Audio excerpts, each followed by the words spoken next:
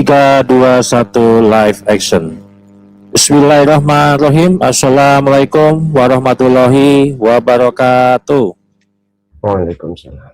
Salam sejahtera buat kita semuanya, sahabat Charlie dimanapun berada, bersama sahabat Rocky Siap Official dari Sabang sampai Merauke, dari Pulau Miangas sampai dengan Pulau Rote. Semoga selalu dalam keadaan sehat walafiat dan dalam lindungan Allah Subhanahu wa Ta'ala. Amin amin ya robbal alamin. Ya, pada malam hari ini sambil menunggu narasumber yang lainnya untuk gabung pada episode kita malam hari ini yang akan membahas temanya adalah NU garis lurus atau NU tandingan. Siapa di baliknya? Nah, ini kita akan diskusi terkait dengan adanya NU tandingan, artinya NU yang menyebut, yang mengklaim dirinya itu adalah NU garis lurus, gitu ya. Nah, kalau kita bicara struktur, ya, struktur NU garis lurus, ternyata di dalam strukturnya itu ya hampir sama dengan NU hari ini. Ya, ada Rois Am, ada ketua, ada Mustasya, dan seterusnya. Nah, namun versi mereka itu ada agak aneh, ya. Ada tambahan yang paling atas itu adalah imam besar. Nah, formatnya sebenarnya meniru struktur NU resmi, tapi dengan istilah tambahan seperti imam besar. Dan ini bukan istilah baku dalam NU, justru ini adalah tradisi yang ada di dalam organisasi FPI, ya, imam besar. Nah, karena tradisi yang dibawa oleh Mbah Hasyim Asy'ari sejak 1926 sampai hari ini tidak ada tradisi imam besar. Yang ada adalah Rois Akbar, ketika jabatan itu hanya dimiliki oleh Mbah Hasyim Asy'ari. Ini kok ada imam besar. Nah, ini gimana gitu kan? Artinya bahwa ada disinyalir, ya, bahwasanya NU tandingan ini untuk persiapan di dalam setiap muktamar, apalagi ini muktamar menjelang di muktamar ke-35 gitu ya. Nah, di situ klaim struktur tandingan atau paralel itu bukan struktur diakui secara formal oleh PBNU. Dan juga secara pemilihannya itu tidak transparan. Ada waktu itu total suara 417 dengan kandidat disitulah Idrus Romli gitu kan. Nah, ini seolah-olah memberi sebuah kesan pemilihan yang resmi, tapi tidak ada validasi sistem, tidak ada jelas siapa pemilihnya, tidak ada legitimasi organisasi formal gitu kan. Dan ini adalah klaim legitimasi berbasis internal saja, dan siapa di baliknya justru bukan legitimasi struktur nasional. Nah, kita yang pertama ini kita akan diskusi dengan Gus Rocky, ya, bagaimana Gus Rocky untuk memahami ada sebuah NU di luar NU tandingan, dan justru format strukturnya itu lebih berafiliasi kepada organisasi FPI. Nah, ini seperti apa nih Gus? Monggo silakan Gus Rocky. Baik, terima kasih Kang Charlie. Assalamualaikum warahmatullahi wabarakatuh, para viewers semua. Sebelum kita beranjak pada pertanyaan yang diajukan oleh Kang Charlie, saya mau sedikit memberikan semacam privilege ataupun background why this discussion is matter, what is discussion is so important, so crucial for us as Nahdliyin. Ini sangat penting apalagi menjelang Muktamar 2026, di samping perjalanan PBNU selama 5 tahun belakangan ini diwarnai semacam, selain polemik yang sifatnya ekonomi politik terkait pengelolaan tambang, ada juga persoalan mengenai ideologi dan juga gerakan sosial politik, terutama di antara Habaib Ba'alawi dan para mukibbinnya, juga dengan kemunculan organisasi PWILS, sehingga PBNU harus mengeluarkan surat edaran tersendiri yang melarang pengurusnya itu katakanlah berafiliasi. Bahkan di case-nya Kiai Mubarak kemarin sampai SK itu ditahan karena keterlibatan atau keterkaitan afiliasi dengan PWILS. Nah, saya melihat ada satu benang merah yang kalau kita tarik perseteruan ideologis ini justru terjadi sudah jauh hari, ya. Maksud saya ini beririsan tapi terlepas dari soal diskursus Ba'alawi, yang mana ini terjadi diskursusnya di internal ideologi Nahdlatul Ulama.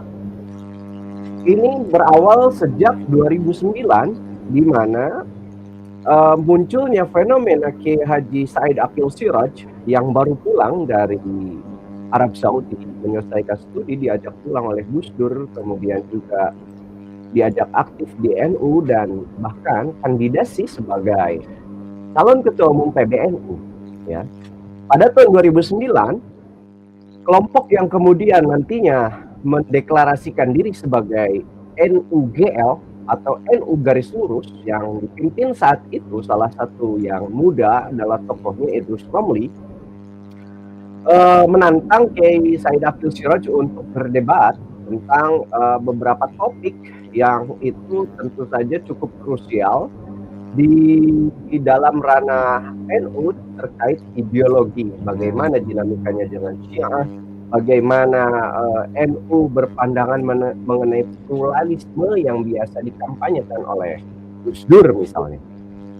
Nah, itu pada akhirnya memang terjadi debat Kiai Said dengan berani sendirian menghadapi para kelompok yang mengatasnamakan Forum Anak Muda NU di Jawa Timur saat itu, dan ya menjawab semua pertanyaan-pertanyaan yang diajukan oleh mereka yang dipimpin oleh Pak Idrus Romli itu. Nah, tidak jauh kemudian sejak forum itu pada tahun berikutnya 2010 terjadi Muktamar NU, dan disitulah pertama kalinya terpilih Kiai Haji Said Aqil Siraj, ya. Kiai Haji Said Aqil Siraj sebagai ketua umum PBNU hingga beberapa periode kemudian. Tetapi di sisi lain, kalau tidak salah ya, ada nama Pak Idrus Romli juga sebagai kandidat yang kemudian secara jauh perolehan suaranya di bawah Kiai Haji Said Aqil Siraj. Suara Pak Idrus Romli saya lupa. Ini akhirnya ditampilkan. Bahkan hanya satu suaranya. Saya tidak tahu ini data valid atau tidak dari mana, tetapi ini menggambarkan bahwa publik Nahdliyin percaya akan otoritas keilmuan Kiai Haji Said Aqil Siraj. Kendati di framing segala macam bahwa liberal, bahwa pro Syiah, bahwa segala macam. Bagaimana yang dikampanyekan oleh lawannya. Di antaranya dipimpin oleh Pak Idrus Romli. Dengan kemudian pada tahun yang sama juga 2010 itu mulai mendeklarasikan apa yang disebut di awal sebagai NUGL, NU Garis Lurus, dengan salah satu figurnya yang lain selain Idrus Romli adalah Pak Lutfi Basori, ditambah satu itu namanya Buya Yahya yang ada di Cirebon, Al-Bahjah, dengan medianya Al-Bahjah TV itu mendiskusikan mengkampanyekan mengenai apa itu NU Garis Lurus dan seterusnya. Ini menjadi urgent kita bahas karena kita menghadapi gelaran Muktamar 2026. Kemudian bagaimana dinamika NU hari ini yang di akar rumput seolah-olah para elit PBNU itu melupakan dinamika ideologi sosial politik antara NU dengan kelompok Anasir yang katakanlah konservatif fundamental, yang pada saat belum ada yang namanya NUGL itu diwakili oleh FPI. Nah, pada akhirnya kita bisa melihat benang merah itu, dan disitulah letak urgensi kita membaca siapa NUGL dan bagaimana pentingnya kita mengantisipasi manuver yang dilakukan mereka melalui berbagai macam cara. Saat ini memang paling efektif di media, tetapi sedikit demi sedikit kita bisa melihat pengaruhnya dengan indikator-indikator yang telah terjadi 5 tahun belakangan di tubuh PBNU. Misalnya, yaitu dengan dirangkulnya katakanlah anasir ideologis atau bahkan personality daripada FPI di tubuh PBNU misalnya. Ya, kalaupun tidak ada personal, kita bisa melihat kok hari ini bagaimana bersikap welcome terhadap anasir FPI, para petinggi.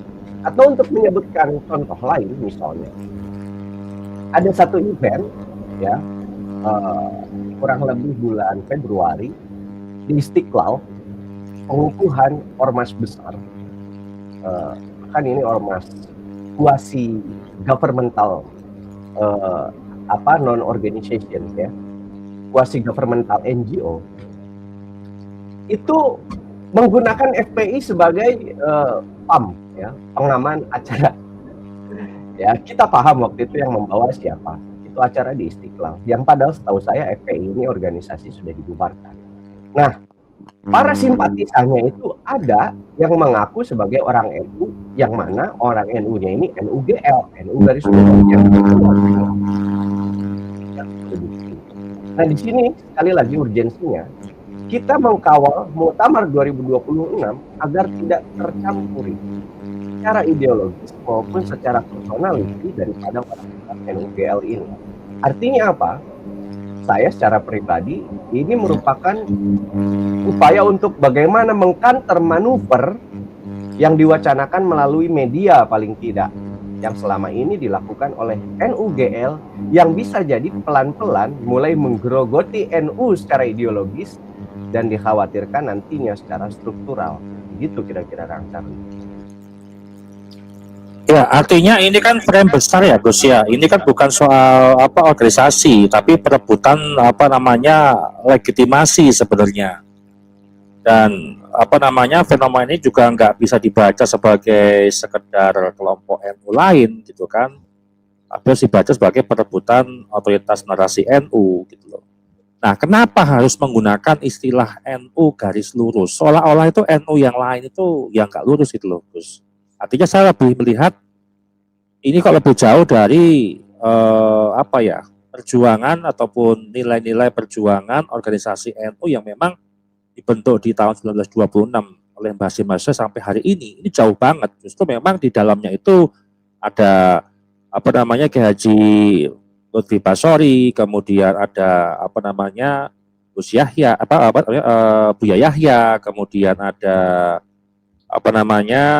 UAS gitu kan, dan ada Idrus Romli gitu loh. Artinya ini kan memang yang saat ini itu berseberangan dengan kebenaran polemik nasab. Mereka membela habaib. Nah, ini seperti apa nih, Gus? Nah, itu juga yang menarik bahwa di dalam konflik nasab ya, persoalan diskursus nasab ini, NUGL itu punya kecenderungan untuk pro mempertahankan status kejuriahan kaum Ba'alawi, bahkan beserta privilege-nya. Ya, apalagi kalau melihat seorang Buya Yahya memang alumni Tarim, begitu kan. Dia berguru pada Ba'alawi juga, begitu kan. Nah, tetapi yang harus dipahami oleh Nahdliyin, salah satu karakteristik yang menjadi asbabul wurud mengapa NUGL itu lahir, itu mereka menjual nama Mbah Hasyim untuk menghantam cucunya Mbah Hasyim. Ini yang lucu. Yang dihantam itu Gus Dur. Ya. Apa yang dihantamnya? Mereka itu sangat tidak suka dengan ide pluralisme Gus Dur. Ya. Yang padahal maksud Gus Dur di sini, ide pluralisme itu adalah artinya menjaga kebinekaan kita sebagai bangsa Indonesia. Yang mana NU tentu saja ada di dalam kerangka itu. Persoalan NU itu tidak hanya semata-mata persoalan fikih ubudiyah, ya, tetapi persoalan NU juga diantaranya adalah persoalan al-wataniyah, al-mas'uliyah yang terjadi di dalam persoalan kebangsaan, di dalam realitas. Artinya ada semacam narasi salah membaca atau bahkan tidak paham sama sekali kelompok NUGL ini mengenai bagaimana NU itu berdinamika di dalam persoalan keagamaan, di dalam persoalan politik, di dalam persoalan kebangsaan, dan di dalam persoalan-persoalan lainnya. Begitu. Ini yang harus kita ingatkan kepada publik, ya, bahwa mereka biasa mengkampanyekan bahwa ayo NU yang benar itu adalah NU yang di zaman Mbah Hasyim Asy'ari, gitu kan. Sementara yang Gus Dur ini nggak beres, pluralisme itu apa, dari barat, apa segala macam. Nah, ini yang selalu dikampanyekan oleh mereka, gitu. Mereka menggunakan Mbak Hasyim Asy'ari untuk menghantam cucunya, yaitu Gus Dur. Yang padahal kita harus melihat perkembangan NU itu tidak bisa lepas daripada konteks sejarah, baik sejarah dunia maupun sejarah religio-sosiologis dan politis daripada bangsa Indonesia. NU berdiri 1926 di era penjajahan. Kemudian ya terus berkembang sejak era Orde Lama, Orde Baru, hingga Orde Reformasi saat ini. Nah, misalnya di era pasca reformasi saja, gitu kan, ya terutama kan memang pasca reformasi 2010 itu kira-kira NUGL ini mulai semakin membesar. Waktu itu ada gonjang-ganjing, ini ditunjukkan oleh Kang Charlie ya, di mana Kiai Hasyim Muzadi dianggap waktu itu seolah-olah merangkul NUGL, padahal tidak, gitu kan. Akhirnya diluruskan oleh Kiai Hasyim Muzadi. Mereka mungkin secara ideologis orang NU secara fikih, tetapi mereka itu NUGL itu tidak paham NU, dan mereka juga bukan aktivis NU pada dasarnya pada saat itu. Wallahu alam sekarang. Kalau kita tanya misal Kang Charlie ini biasa mengadakan survei kepada pengurus NU, apakah Anda pro terhadap NUGL? Apakah Anda simpati terhadap NUGL? Bisa jadi berubah, bisa jadi ada orang NUGL dalam struktur. Tetapi yang jelas, kalau melihat kesejarahannya, NUGL itu ya bukan NU. NU garis lurus itu bukan orang-orang NU. Makanya kemudian ada NUGL yang lain yang mengkantor wacana itu yang disebut dengan NU garis lucu misalnya. Tetapi sama, itu juga narasinya berkembang di media. Ya guys, lucu aja ganti Gus istilahnya. Iya, NUGL itu kemudian dapat tandingan NU garis lucu. Tetapi apa yang menjadi warning, lampu kuning bagi kita, bahkan lampu merah itu, kita harus mewaspadai setiap dinamika, diskursus, wacana yang mereka keluarkan, yang berkaitan, bersinggungan, bahkan ada di dalam diskursusnya orang-orang NU selama ini, begitu. Karena faktanya mereka itu, seperti yang dibilang Kiai Hasyim Muzadi, mereka itu nggak paham NU. Gitu. Dan jangan sampai di muktamar ini, ada anasir-anasirnya, muktamar 2026 ini, ada anasir-anasir yang memang memungkinkan mereka itu masuk, bahkan bisa menguasai Nahdlatul Ulama.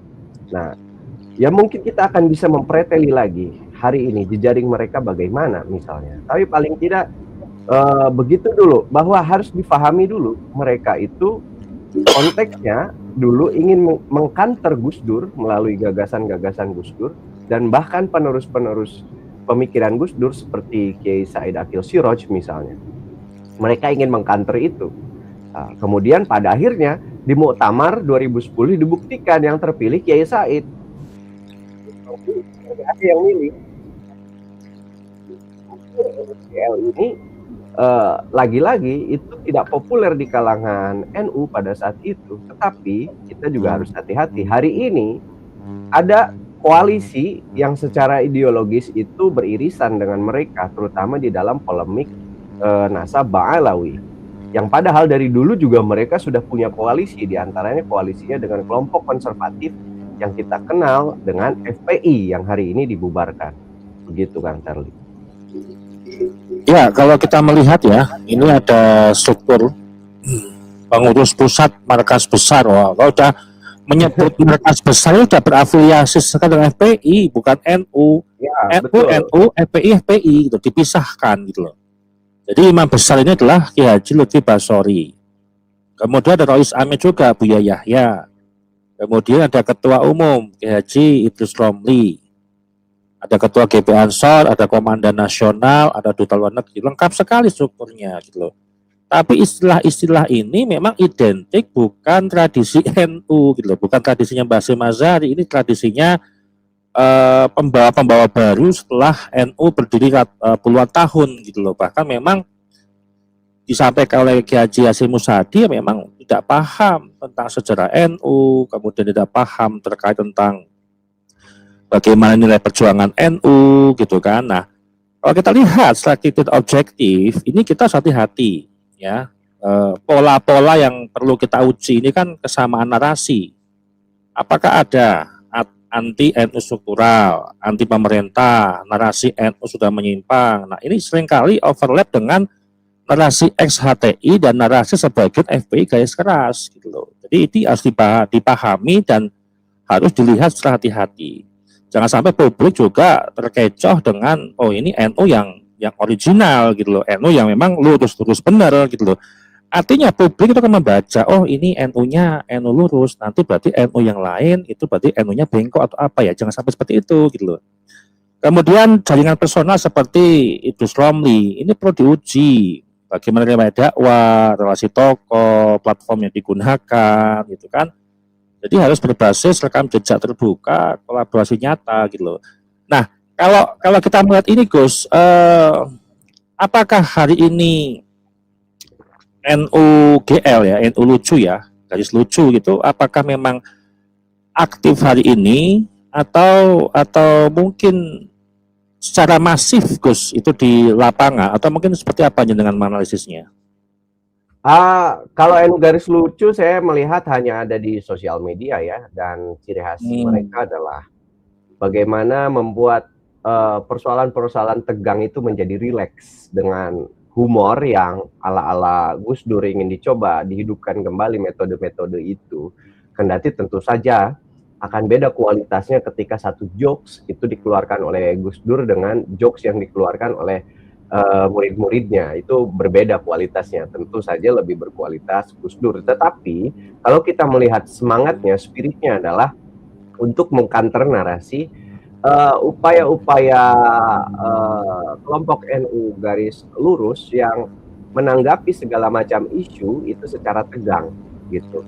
Dan yang harus kita garis bawahi juga diantaranya karakteristik psikologis daripada kelompok NU garis lurus ini, dengan penamaannya aja kan seolah-olah mereka itu ingin mengatakan bahwa mereka lah yang benar, yang lurus kan begitu, yang lurus, yang lainnya bengkok gitu kan.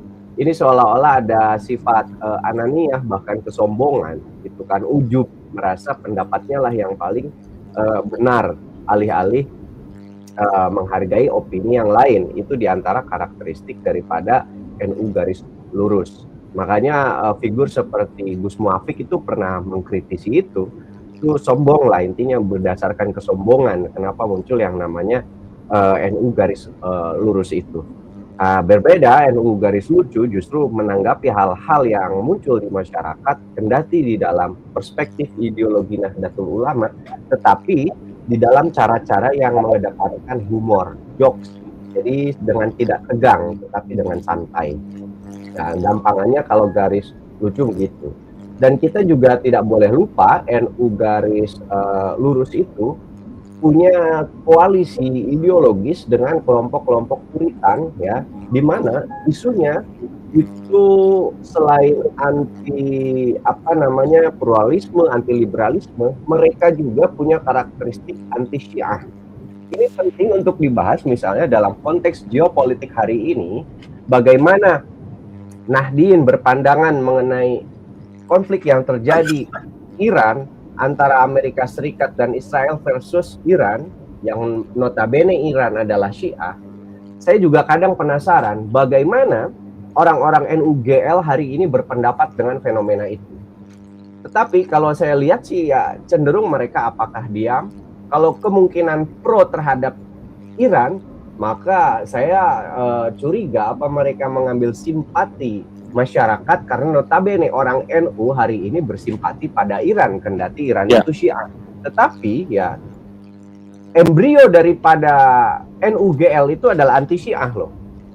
Kita tidak boleh lupa kalau di tahun berapa itu terjadi tragedi persekusi terhadap kaum Syiah di Jawa Timur, di Sampang kalau nggak salah, di Madura. Itu salah satu yang menggerakkan diantaranya adalah orang-orang NUGL.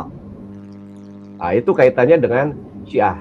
Ini kalau saya bisa share, saya ingin share materi satu tulisan. Ini dari media sebetulnya ya, satu essay. Bentar.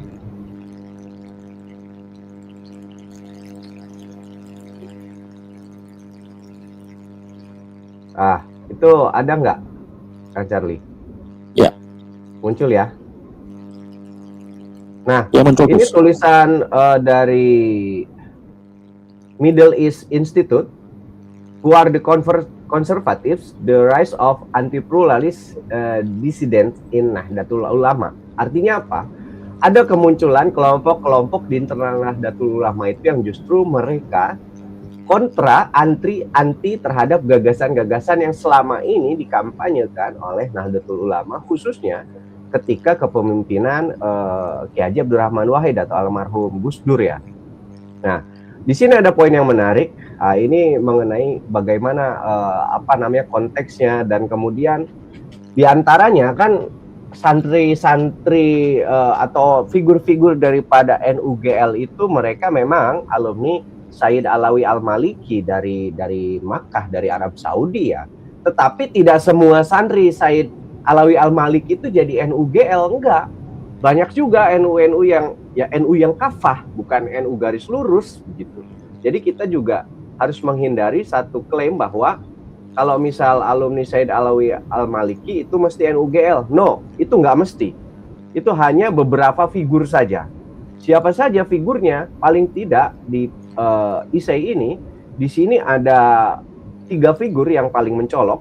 Pertama itu Pak Lutfi Basori, kemudian Pak Idrus Romli dengan siapa namanya itu tadi Buya Yahya.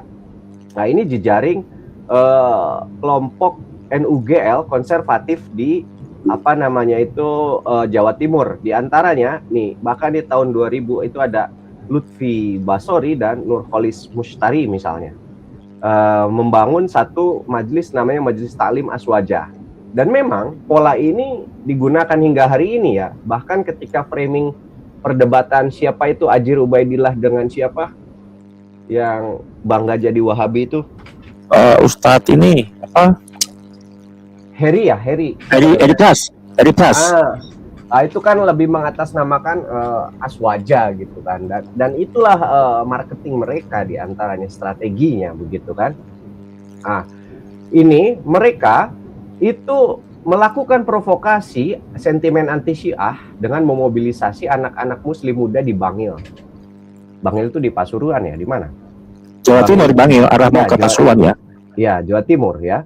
Jawa Timur. Di situ melakukan protes ke YAPI dan perkumpulan Syiah di Jawa Timur. Jadi terjadi ini. Ini diantaranya itu mereka, ya, orang ini nih figurnya yang saya ini kan.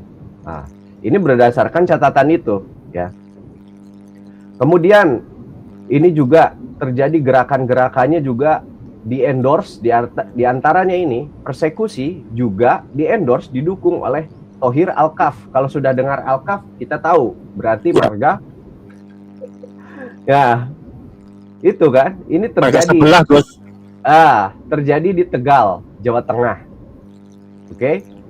Dan bahkan ini ada Ali Karor, ya. Itu membangun satu jejaring yang luas di antara ini di Jawa Timur, yang jejaringnya ini kiai-kiai yang tergabung bahkan di Majelis Ulama Indonesia. Artinya apa? Mereka itu perlahan menguasai sistem. Ya. Kalau sudah menguasai sistem, maka kita khawatir pemerintahan ini atau sistem akan dibuat semacam tidak lagi memelihara kebinekaan yang ada di negara kita. Itulah yang harus dilawan oleh orang-orang Nahdlatul Ulama yang kafah. Yang paling mencolok lagi-lagi ya ini ketika Kiai Said Akil Siroj memenangkan Muktamar NU di 2010. Ya, di sini gerakannya diantaranya ya dipimpin oleh Idrus Romli. Idrus Romli kemudian ini juga punya dinamika, di-endorse, didukung oleh Lutfi Basori dan Muhammad Najih Maimun, ya, gitu. Jadi di kisaran tahun 2010-2015, di mana memang Kiai Said memenangkan kontestasi Muktamar NU pada saat itu. Figur lainnya yang terafiliasi kelompok konservatif yang atas namakan NUGL adalah Yahya Zainul Ma'arif atau Buya Yahya. Ya, ini basisnya di Cirebon, ya. Dia alumni Dalwa dikirim ke Al-Ahqaf University. Ini kampusnya Gus Ajis ya. Punya kanal YouTube Al-Bahjah TV dan seterusnya. Ya. Mereka figur-figur ini dikatakan membentuk apa yang disebut kelompok konservatif NU garis lurus, NUGL. Ya. Dan sejak 2010 NUGL itu menyerang Said Aqil Siraj dan gagasan pluralisme beserta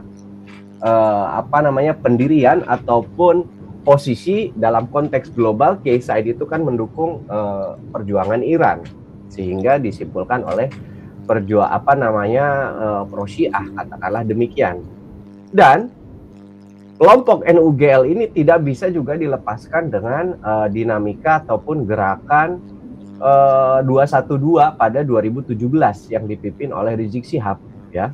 Makanya kalau di sini dibahas berikutnya, jejaring baru yang dibuat oleh NUGL itu jelas dengan kelompok FPI dan Salafi. Pertanyaannya, apakah NU akan membuka pintu lebar-lebar terhadap kelompok NUGL yang jelas-jelas aliansinya dengan FPI dan juga Salafi yang selama ini justru bertentangan dengan gagasan-gagasan, ide-ide Nahdlatul Ulama. Kendati mereka menjual nama Mbah Hasyim Asy'ari misalnya. Nah, kan begitu. Nah, ini boleh di-share ya. Berarti sebutan ini kalau sebutan untuk warga NUGL ini bukan Nahdien ya, tapi Muhibin gitu ya, Tikibin ya, terus ya. Dalam konteks hari ini mungkin bisa seperti itu, tapi yang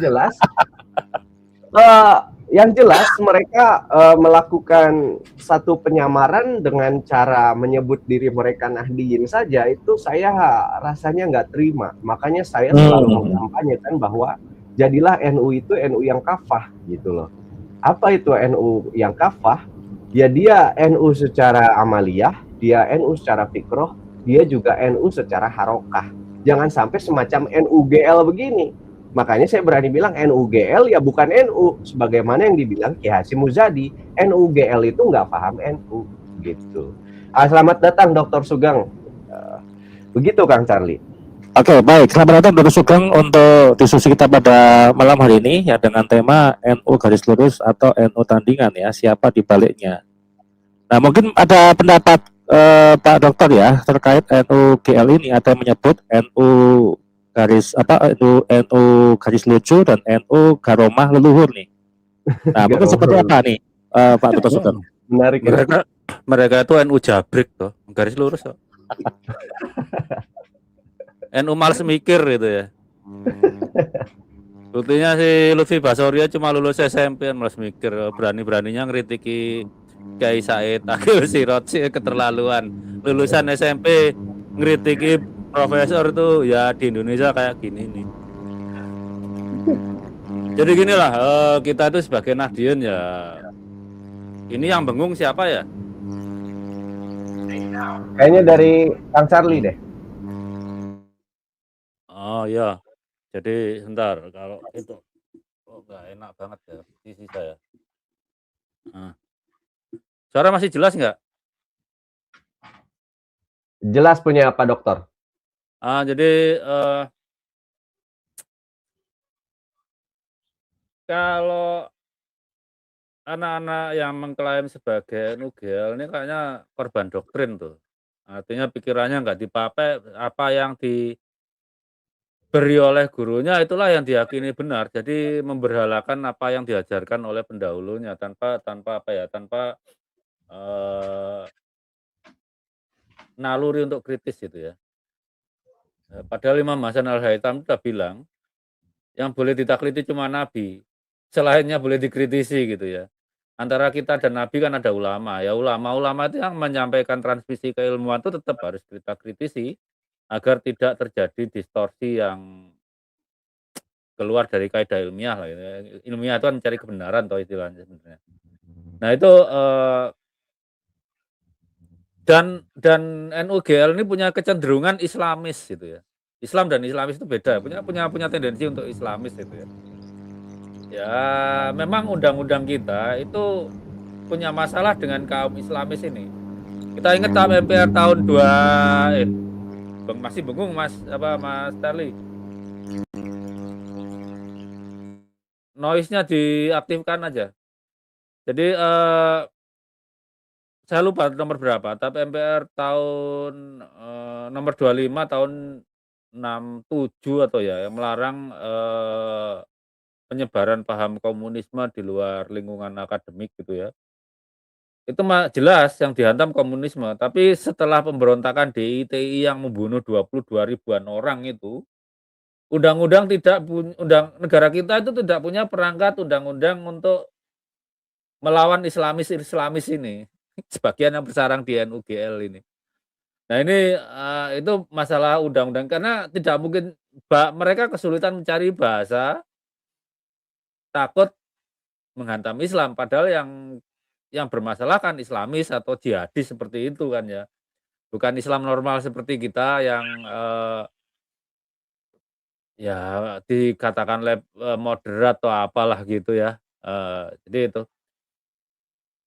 Kalau menurut saya ya itu NUGL itu ya NU jabrik, NU males mikir, pikiran alternatifnya nggak ada gitu.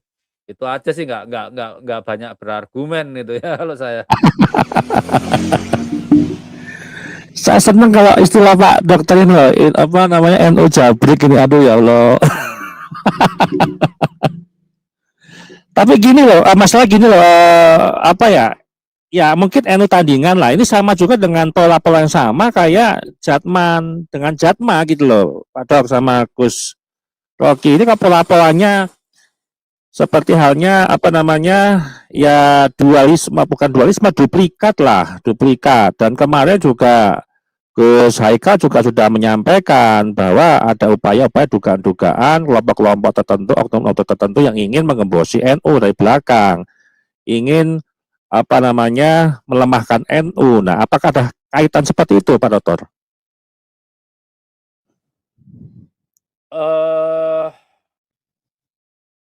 Sulit dalam menjawabnya. Tapi begini, orang seperti Lutfi Basori atau siapa ya, Idrus Romli kan memang dilahirkan dari apa ya, Nahdien ya, orang tuanya tetap Nahdien kan. Jadi tetap bagian dari keluarga NU. Cuma tanda petiknya, bagian kreatif otaknya nggak dipakai. Apa yang disampaikan oleh pendahulunya, ya udah nggak usah diutak-atik, itu yang diyakini. Jadi mereka mewarisi keyakinan, bukan mewarisi ilmu. Dan itu dipaksakan gitu ya, seperti menyerang Kiai Said pendukung Syiah, loh apa masalahnya? Wong Syiah itu buktinya lebih pintar dari Idrus Romli dan Lutfi Basori. Syiah itu bisa bikin mesin jet, Lutfi Basori dan Idrus Romli aja ngukur kecepatan suara nggak bisa. Buat saya simpel lah, masalah Syiah dan Sunni. Islam itu adalah agama ilmu. Yang benar di antara Syiah dan Sunni adalah yang bisa memberikan ilmunya untuk Islam, itu aja. Yang lebih baik dari keduanya adalah yang mampu memberikan ilmu kepada Islam. Ya di Islam boleh goblok lah, tapi Islam itu tetap agama ilmu. Itu aja. Jadi kalau sampai udah mengangkat isu Syiah itu menurut saya sudah tahap mereka itu pemecah belah umat. Harusnya kita dipersatukan, malah membawa isu pecah belah gitu. Orang Gus Dur sendiri kan bilang NU itu Syiah nggak pakai imamah karena terutama Syiah Imam 12 ya. Itu memang secara fikih mirip madzhab Syafi'i ya. Kalau Syiah Zaidiyah mirip madzhab Hanafi gitu. Kemiripannya kan banyak berarti sebenarnya, perbedaannya juga ada gitu. Dan itu wajar, kita manusia gitu. Ada perbedaan pemahaman gitu. Yang penting nggak memaksakan dan ada dialog gitu loh. Itu aja. Kalau urusan seperti itu Gus Rocky yang lebih tahu lah dari saya. Oke, baik Gus Rocky. Kalau kita bicara ya, apakah ada irisan ideologis antara NUGL dengan pola gerakan FPI atau HTI, Gus? Ini yang mencolok ini gimana, Gus? Yang lebih kritis dalam apa namanya menjadikan NU tandingan ini, Gus? Itu sudah jelas ya dari slide ataupun isai yang tadi saya tunjukkan bahwa kelompok NUGL ini sejak 1998 itu figur seperti Hamid Baidowi, Lutfi Basori itu sudah join sama FPI. Mereka udah gabung sama FPI dan sudah kenal dekat dengan Rizik Syihab gitu. Melalui esai tadi itu network yang dibangun antara Lutfi Basori dengan Rizik Syihab itu sudah terjalin erat sejak mereka di Saudi Arabia pada akhir tahun 1980-an. Ya. Kemudian figur juga seperti Ali Karor di Pamekasan juga itu kan di Sampang itu juga join dengan FPI di sana, ya. Yang mana ya dia punya posisi di situ gitu. Mereka inilah yang difigurkan oleh NU garis lurus itu. Mereka jelas-jelas orang FPI. Dan bahkan untuk memperbesar jejaring organisasi ideologi sosial dan politiknya itu, kadang mereka juga punya OTB. OTB itu apa? Organisasi tanpa bentuk lah. Punya nama gitu, jejaring dan seterusnya. Tapi wallahu alam apakah organisasi tersebut didaftarkan ke Kemenkumham atau tidak. Misalnya, seperti pada tahun 2010 di Jawa Timur itu, Ali Karor dan Hamid Baidowi, orang NUGL juga gitu, NU garis lurus juga, itu bikin satu kelompok yang sangat tendensius, kelompok anti Syiah intinya, ya. Namanya Aliansi Nasional Anti Syiah, ANNAS, double N, ANNAS, Aliansi Nasional Anti Syiah. Itu dideklarasikan oleh Atian Ali, ya, dari kelompok Forum Ulama Umat Islam, FUUI. Nah, itu jejaring mereka.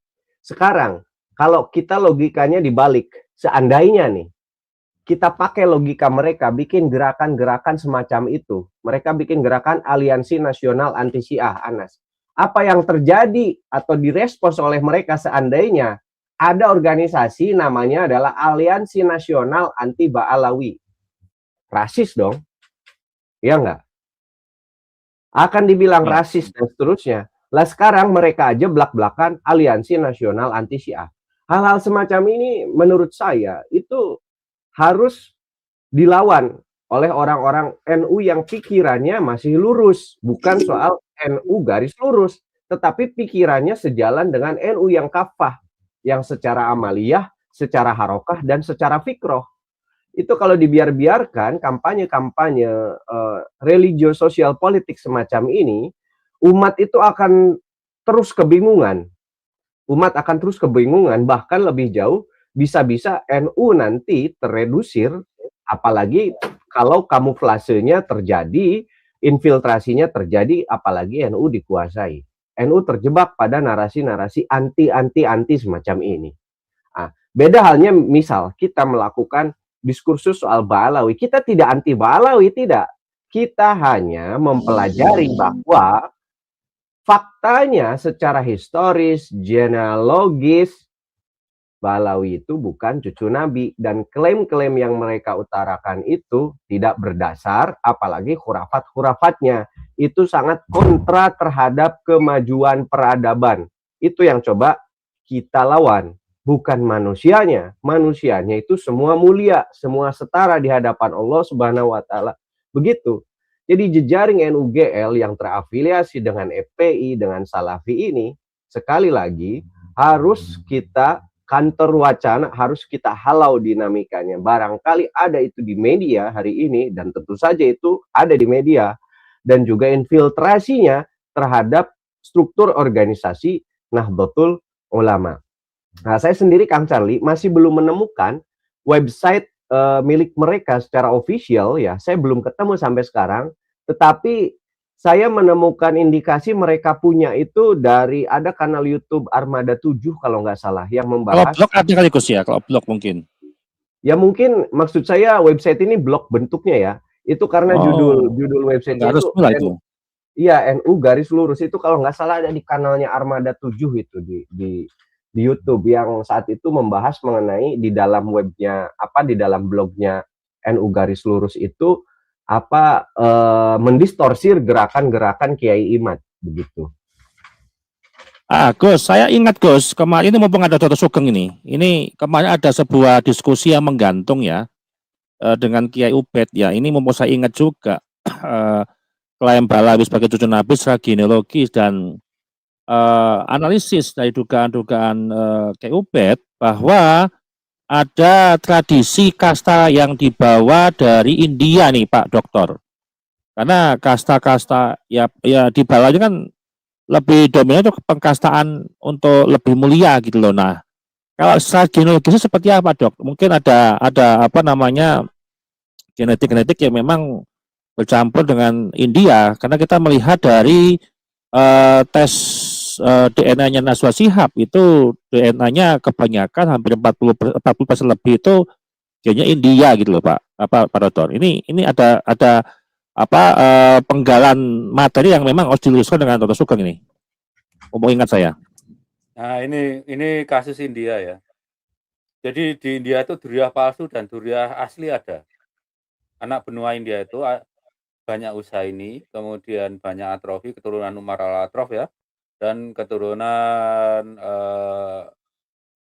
Abbas bin Ali, adiknya Imam Husain dan Imam Hasan yang lain ibu itu. Jadi di sana itu duriah asli ada, duriah palsu ada. Nah, untuk teman-teman di India sendiri mereka sudah tahu. Jadi banyak memang yang dulunya kasta Brahmana masuk Islam, takut kehilangan pengaruhnya, mereka forging buku nasab itu. Jadi mengklaim sebagai Sadah atau Ashraf itu. Itu udah rahasia umum di India. Makanya Balwi tidak ada kampanye sebagai duriah Nabi di India. Karena di India sendiri juga ada duriah yang asli gitu ya.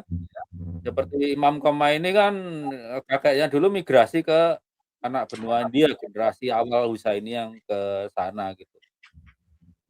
Nah, itu rahasia umum tapi tidak terceritakan di Indonesia. Sebagian dari kaum Brahmana yang konversi ke menjadi muslim, itu tidak ingin kehilangan pengaruhnya, itu memalsukan buku nasab, seakan-akan yang jadi korban sering itu adalah Husaini bukan Hasani kalau di India.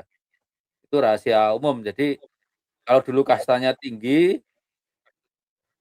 kemudian, masuk Islam pengen kastanya tetap tinggi ya jadi apa, jadi Sayyid KW itu, kalau di India kasusnya seperti itu.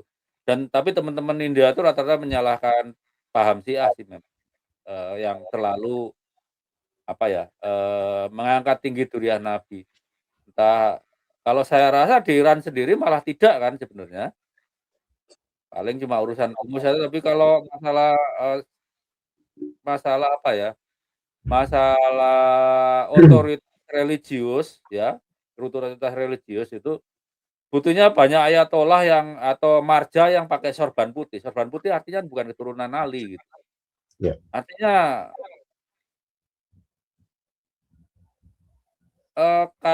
mungkin kalau di Iran, kenapa para sayyid itu, terutama Hasan dan Husain, kalau yang, Abbas dan Atrof itu kan tetap pakai sorban putih karena bukan keturunan Fatimah itu. Kenapa mereka pakai sorban hitam itu mungkin lebih terkait dengan dosa kali ya, Gus Rosi ya? Maksudnya gini, Gus, kan ada ancaman keturunan Nabi itu kalau berdosa juga dosanya didobel gitu. Tapi kalau ini dugaan loh ya, dugaan. Kalau yang, bukan keturunan Nabi, ancamannya nggak seberat itu, gitu. Tapi kalau urusan keilmuan saya nggak memandang kecuali kalau posisi rahbar ya. Kalau posisi marja itu boleh non sayyid itu, di Syiah Imamiyah itu. Kalau posisi rahbar secara hukum tidak dilarang bahwa apa, non sayyid itu bisa menjadi rahbar, cuma secara prakteknya adalah selalu dari Husaini gitu. Walaupun di sana pengaruh, sayyid-sayyid toba-toba itu juga sangat kuat gitu, seperti Sayyid Husain Toba-Toba itu kan ulama besar yang buku-bukunya juga dipelajari oleh ulama-ulama NU itu. Mungkin Gus Rozi lebih paham lah ya, Sayyid, Husain Toba-Toba itu. Itu saya rasa benar ya, memang kalau di India itu ada kasus membawa-bawa kasta. Tadinya memang kasta Brahmana, kemudian terutama di zaman Kesultanan Delhi, terus Mughal, mereka konversi ke Islam karena tidak mau pengaruhnya ketika Hindu itu hilang, mereka memalsukan nasab. Itu udah rahasia umum kalau kita masuk ke percakapan di Quora itu mereka membahas itu memang. Saya pernah mengangkat itu di salah satu vlog saya, tapi lupa itu tahun berapa ya, 2024 kalau saya bahas itu. Memang jadi gini, kasus nasab palsu itu kan terjadi di luar apa ya, jauh di luar homeland-nya para Sayyid. Di Iran, Irak, terus Saudi itu dan Yaman Utara, sulit itu mengklaim menjadi nasab palsu karena yang asli ada. Misal di Irak itu masih ada keluarga Al-Faiz yang dari zaman, Imam Husain menjadi martir, sampai hari ini tuh mereka nggak keluar Karbala. Iya. Dibayangin, harusnya Balawi itu mengemis pengakuan ke keluarga Al-Faiz itu. Karena mereka keturunan Imam Husain yang maaf, keturunan Imam Husain yang sampai hari ini masih di Karbala, nggak kemana-mana. Mereka kan keturunan Sayyid Ibrahim Al-Mujab cucunya Imam Musa Al-Kadhim. Itu kalau jalur Husaini, mereka itu sahihnya soheh, udah dari zaman Imam Husain, nggak pergi kemana-mana. Dan begitu dites DNA bener, JBY 49997 berarti sepupunya Raja Jordan, sepupunya Toba, sepupunya Ar-Raji Husaini yang menjadi syarif-syarif Madinah gitu. Ya itulah, saya rasa itu jadi bener, Ya. ada memang kalau masalah membawa kasta, itu ada kasta, terutama kasta Brahmana ya di India yang konversi ke Muslim, karena nggak mau pengaruhnya hilang, mereka, menjadi Sayyid. Hal yang sama terjadi Yahudi yang konversi ke Islam, terutama dari Bani Lawi. Coba yang cek, Sayyid-Sayyid, yang aku Sayyid dari Quraisy, itu yang haplogrupnya R. Itu kekerabatannya dekat dengan Bani Lawi Yahudi yang haplogrupnya R. Makanya, DNA itu juga menceritakan kebohongan yang difabrikasi sekian ratus tahun. Bagaimana, kan itu ditulis sendiri oleh Dr. Anatol Fyodorov, elit Quraisy yang dari haplogrup R ternyata dari bangsa Mitanni Arya, Iran. Itu sama dengan, Bani Lawi yang haplogrupnya R, tapi kan kalau Yahudi itu masih membolehkan jalur non paternal untuk menjadi Yahudi kan. Nah, Balawi kan memaksakan nasab itu sambung, jalur laki-laki. Saya rasa cukup. Ya, berarti kalau struktur DNA-nya mungkin hampir kebanyakan Balawi itu membawa gen India gitu ya, Pak Dok ya, untuk strukturnya ya. Masih ada ya? Ini agak nggak enak ya, bukan berarti India dan Iran tuh gini, putranya Syarifah pun dipanggil Sayyid. Dulu Oh. dipanggil Sayyid. Iya, Iya. itu bisa keturunan seterusnya. Jadi kalau dalam kasus Iran India, ada kemungkinan Sayyidnya itu betul-betul forging dipalsu gitu ya. Tapi ada kemungkinan dulu neneknya Syarifah itu. Walaupun ada juga yang dipanggil Gulam kan. Gulam itu juga ada juga anak Syarifah yang dipanggil Gulam atau Mirza gitu. Tapi ada juga yang dipanggil Sayyid kalau ibunya Syarifah gitu. Iya, ada kemungkinan juga bener, keturunan Nabi tapi jalur perempuan itu. Entah kenapa neneknya dari buku nasabnya mungkin pada satu titik sebetulnya hubungannya antara menantu laki-laki dan mertuanya, bisa jadi. Tapi dalam kasus seperti itu kita akan sulit kan ya, kecuali kalau catatannya jujur bahwa ibunya Syarifah seperti Presiden Ahmadinejad itu sudah pasti keturunan Nabi, ibunya yang Syarifah, tapi dia nggak memakai gelar Sayyid, itu aja. Ya. Itu aja cerita. Saya rasa cukup. Ya, artinya terjawab ya teman-teman ya, kemarin yang sempat di ujung podcast dengan Kiai Ubed dan Gus Rocky, dugaan analisis bahwa dari Kiai Ubed bahwasanya ada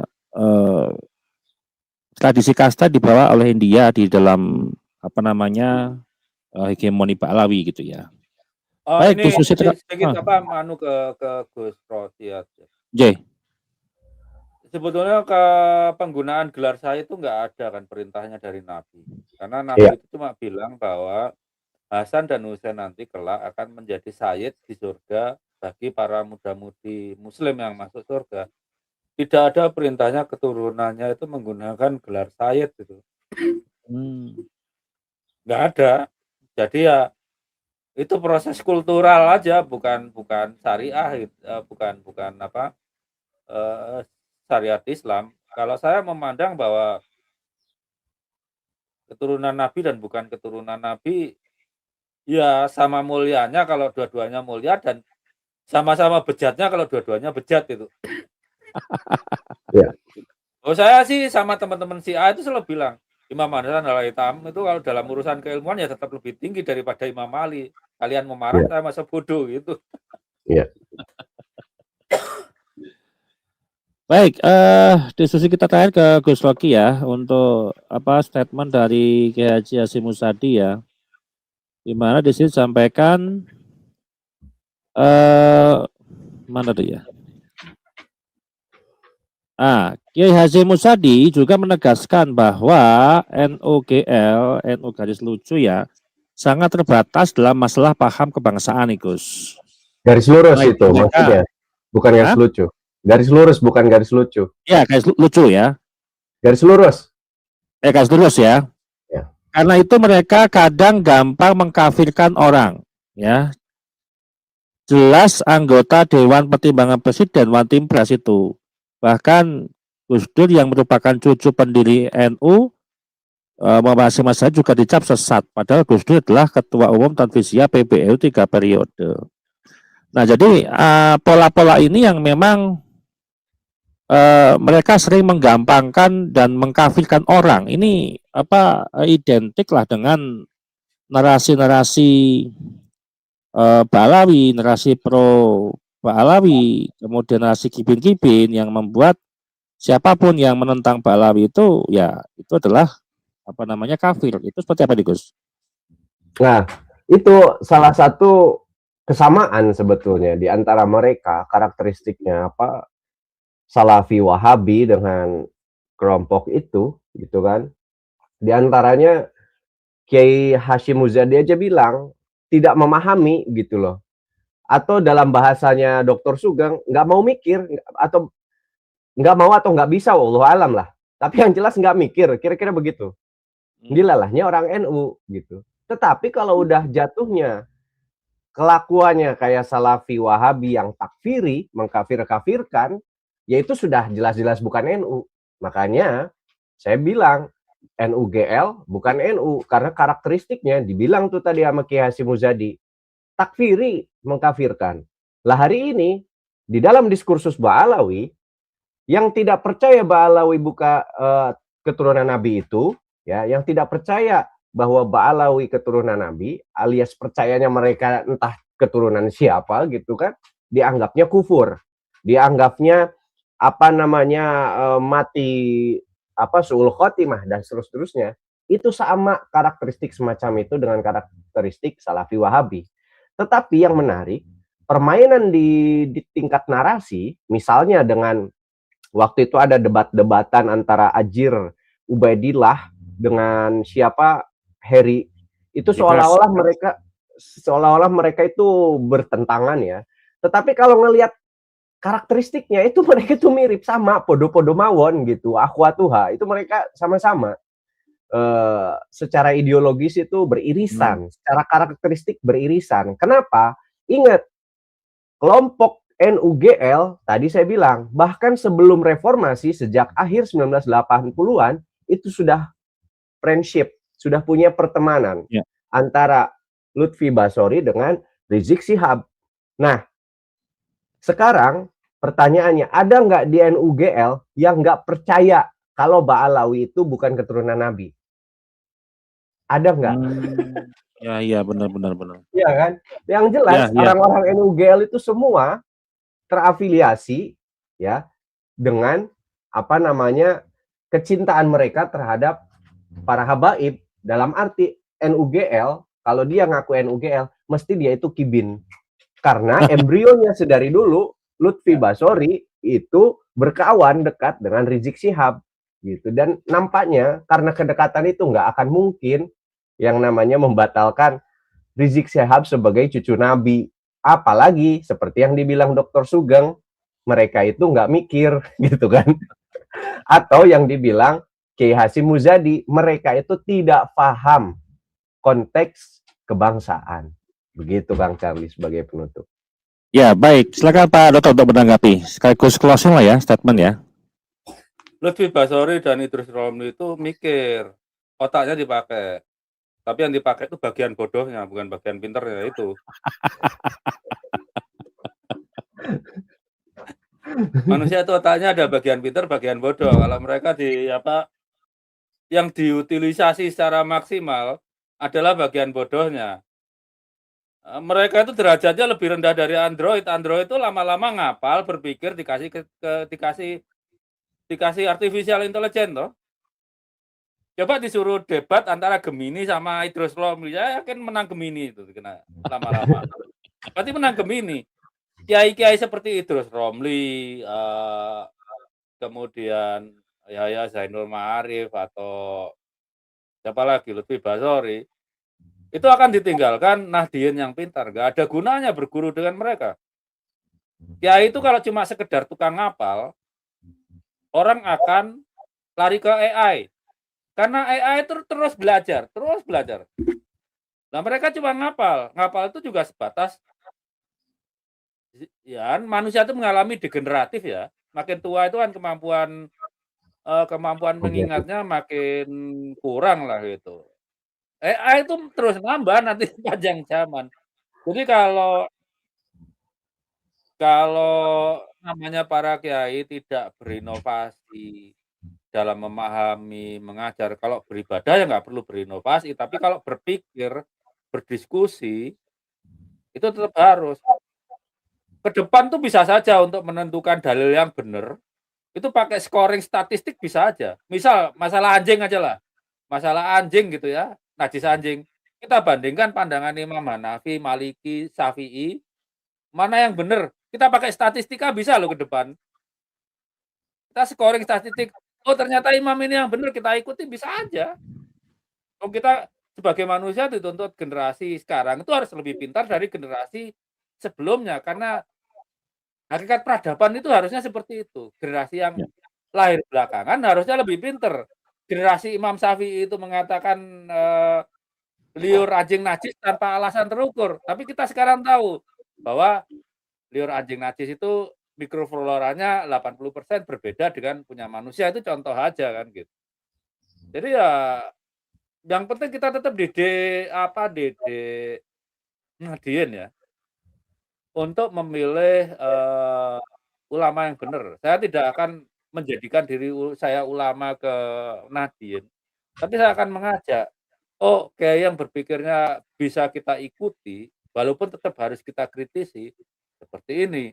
Kalau model Idrus Romli, Lutfi Basori, Zainul Ma'arif itu otaknya dipakai, tapi bagian bodohnya aja, pinternya kagak. Ya wis itu aja. Oke, siap. Aduh, ini closing statement-nya Pak Dokter ini hook-nya sangat tajam dan kritis gitu ya. Nah, sebenarnya publik itu nggak butuh klaim, teman-teman. Publik itu butuh kejelasan. Oh ya, Kalau itu gini, satu lagi. yeah. Kalau tentang Pasa Balu itu kita bukan percaya atau tidak percaya. Namanya sains itu buktinya benar atau salah gitu. Degree of degree of confidence-nya itu di atas 95% atau tidak kan gitu. Itu jadi buktinya terukur. Lah mereka tidak mau membuktikan kok. Iya. Nabi aja mendeklarasikan diri sebagai nabi, itu kena kewajiban membuktikan kenabiannya. Membuktikan kenabiannya. Apalagi mengklaim keturunan nabi tapi nggak mau buktiin. Kan itu. Iya. Ya Yahudi yang Kohanim aja berani membuktikan secara DNA yang bukan ya akhirnya ketahuan gitu. Yang bukan keturunan Nabi Ishak jalur laki-laki ternyata juga tidak mengklaim. Bahkan seperti yang J1 seperti Kajen Bogen ada 2 kan. Garis rabi keturunan Nabi Ismail itu ada 2 yang menjadi rabi-rabi Yahudi. Mereka nggak mengklaim keturunan Nabi Harun atau Nabi Ishak jalur laki-laki gitu. Artinya dalam urusan nasab, orang Yahudi itu malah bisa lebih bisa dipercaya daripada Balawi. Artinya Ya. bahas nasab aja, derajat Balawi itu lebih hina dari Yahudi. Sorry, harus bilang begitu. Ya betul. Ya. Oke, baik teman-teman ya, kita ambil kesimpulan lah ya, kalau ketika nama sebesar NU digunakan ya diklaim ada NU garis lurus gitu kan, seolah-olah ada NU yang enggak garis lurus gitu kan. Kemudian ketika struktur ditampilkan, ketika muncul sosok seperti Pak Idrus Romli, Buya Yahya, Lutfi Basori dan seterusnya dalam satu tarikan narasi yaitu NU garis lurus, maka pertanyaannya bukan lagi kecil, tapi pertanyaan besar. Ini bukan sekedar perbedaan pendapat, ini soal otoritas, legitimasi dan kejujuran terhadap umat. Jadi NU tandingan inilah yang mereka gunakan dan memang itu bukan NU yang sebenarnya yang dibawa oleh Mbah Hasyim Asy'ari sejak 1926 sampai hari ini. Baik, terima kasih Dr. Sugeng dan Gus Rocky yang sudah menyampaikan diskusi kita pada malam hari ini. Kita akan ketemu lagi di episode-episode berikutnya. Terima kasih teman-teman yang sudah berkomentar. Kita ucapkan wassalamualaikum warahmatullahi wabarakatuh. Waalaikumsalam warahmatullahi wabarakatuh. Ya, thank you.